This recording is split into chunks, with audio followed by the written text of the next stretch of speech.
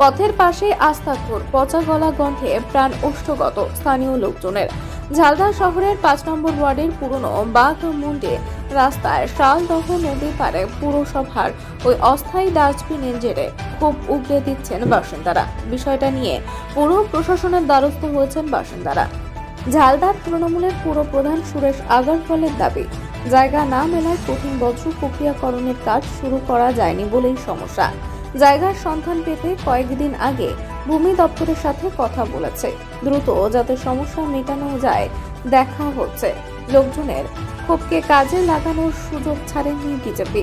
দলের ঝালদা শহর মণ্ডলের সভাপতি বিজয় ভগতের কটাক্ষ, তৃণমূল পরিচালিত এই পুরো বোর্ড নাগরিকদের কথা ভাবে না। কাটমানি নেই মানে তৃণমূলও নেই।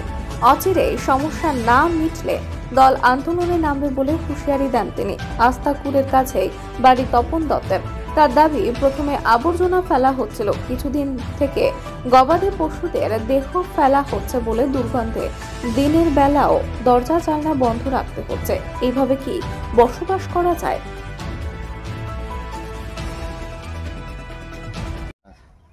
এখানে দেখা যাচ্ছে রাস্তার পাশে আবর্জনার স্তূপ, কি বলবেন বিষয়টা নিয়ে? হ্যাঁ, আমি বলছি যে এটা আমাদের পুন্না বাঘমুন্ডি রোড। প্রথম থেকে আমাদের এই বাঘমুন্ডি রোডটাই চালু হয়, তারপরে তো ওই বিরসা মোড় দিয়ে ঘুরে। তো দীর্ঘদিন ধরে থেকে দেখা যাচ্ছে যে মানে গোটা ঝালদার কাঁচড়া মাল আনে নিয়ে এখানে ঢালে দিচ্ছে, আর দূষিত গন্ধ আছে। তো তার জন্য আমাদের মানে অনুরোধ যে পৌরসভা থেকে যে কোনো বন্দোবস্ত হয়, এই কাঁচড়া মালটা থেকে একটা দূষিত পোকামাকড় তৈরি হচ্ছে।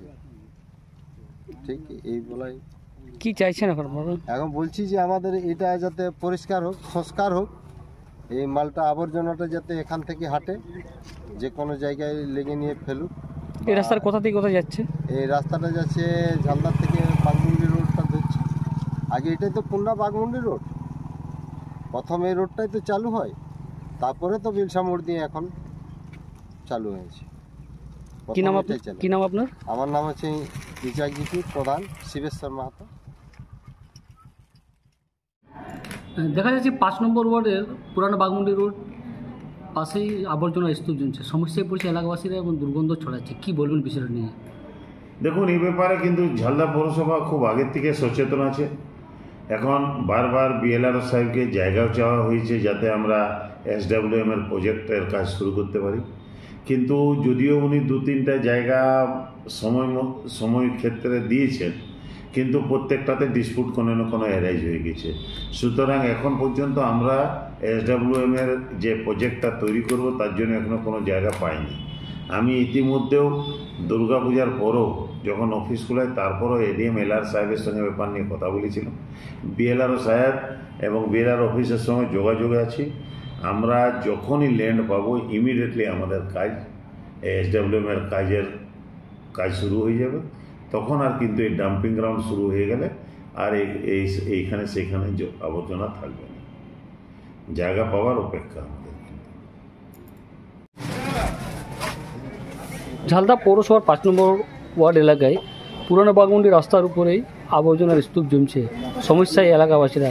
কি বলবেন আপনি? কি নজর দেখছেন?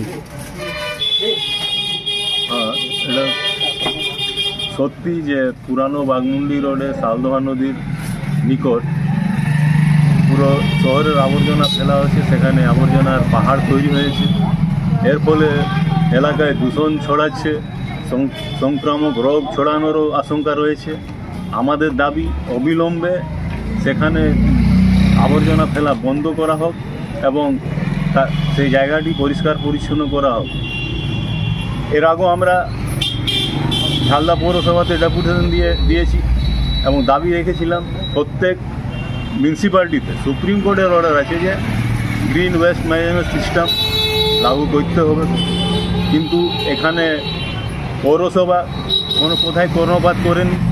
তারা শুধু নিজেদের আখেরে জোগাতেই তারা ব্যস্ত আছেন। ঝালদা শহরের মানুষের অসুবিধা কষ্ট তাদের চোখে পড়ে নাই। এটা খুবই দুর্ভাগ্যজনক। আমাদের দাবি অবিলম্বে সেই জায়গাটি পরিষ্কার করা হোক যাতে মানুষ সুস্বাস্থ্যভাবে সেখানে বসবাস করতে পারে।